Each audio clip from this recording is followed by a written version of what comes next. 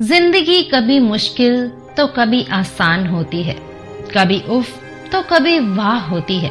न बुलाना कभी अपनी मुस्कान को, क्योंकि इससे हर मुश्किल आसान होती है। बहुत प्यारी सी कहानी एक जादूगर की, जो तरह तरह के जादू दिखाने में फेमस था। जादूगर की कला की बात एक राजा को पता चली तो राजा ने उसे अपने राज दरबार में जादू दिखाने के लिए बुलाया। जादूगर बहुत खुश था। उसे लगा कि जिंदगी में ज्यादा कमाई करने का मौका मिला है। वो सोच रहा था कि वो सबसे बेस्ट जादू दिखाएगा और राजा से बहुत बड़ा इनाम उसे मिलेगा।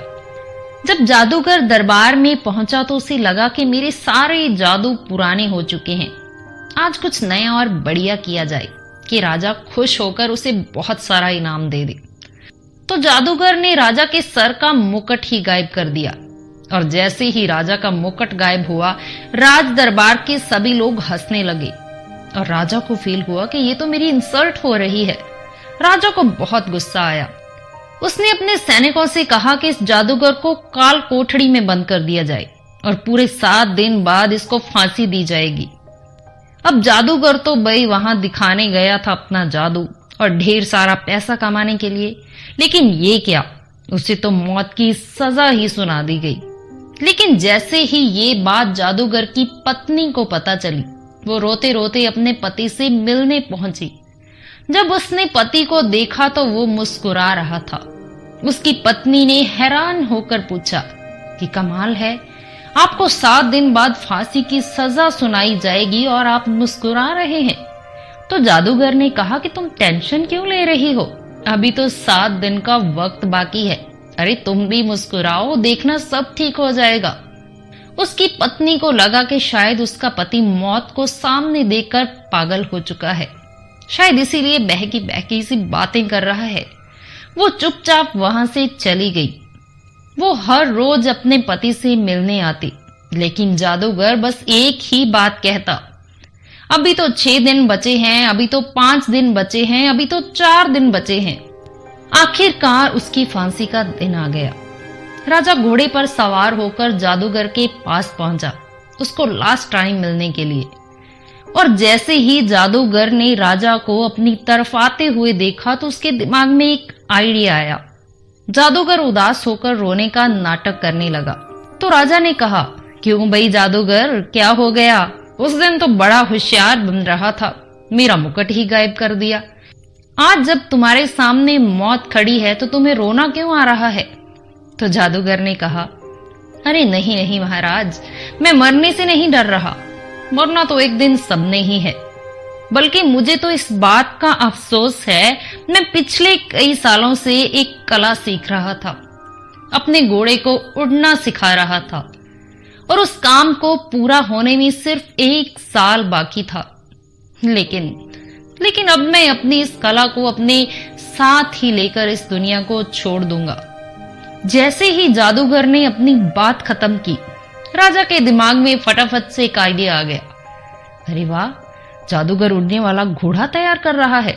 सोचो, अगर वो घोड़ा मेरे पास हो तो मैं बड़े से बड़े युद्ध में बहुत ही आसानी से जीत सकता हूँ, दुश्मनों को चुटकियों में पराजित कर सकता हूँ।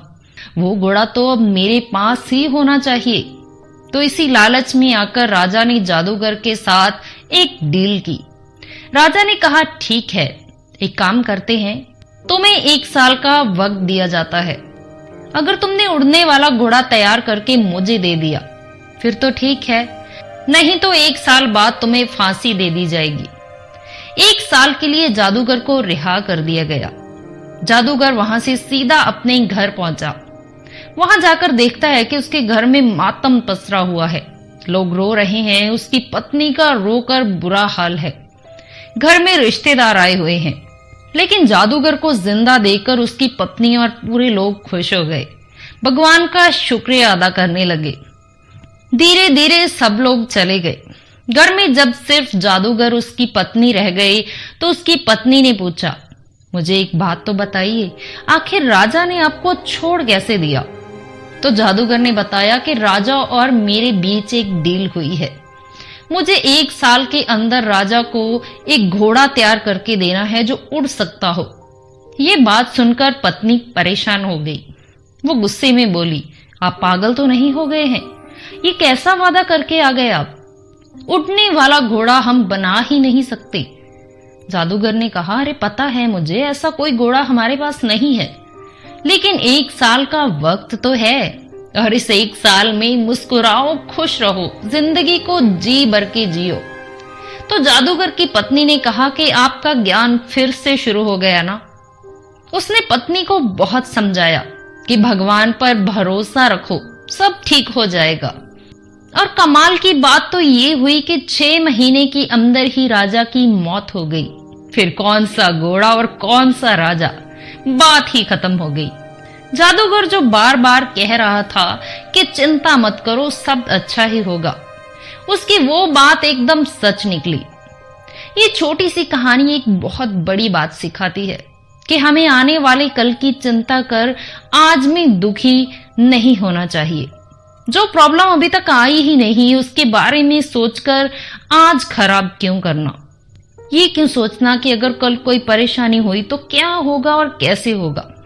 लेकिन हम ये क्यों नहीं सोचते कि आज हमारे पास सब कुछ है, प्यारी सी मुस्कान है, प्यारा सा परिवार है।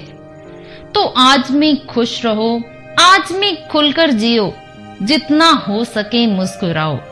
कल जो होगा देखा जाएगा, भगवान जो करेगा अच्छा ही करेगा, इसीलिए कल की परेशानियां भगवान के ऊपर छोड़ दो, क्योंकि जिसका सलूशन हमारे पास नहीं है उसका सलूशन भगवान के पास है।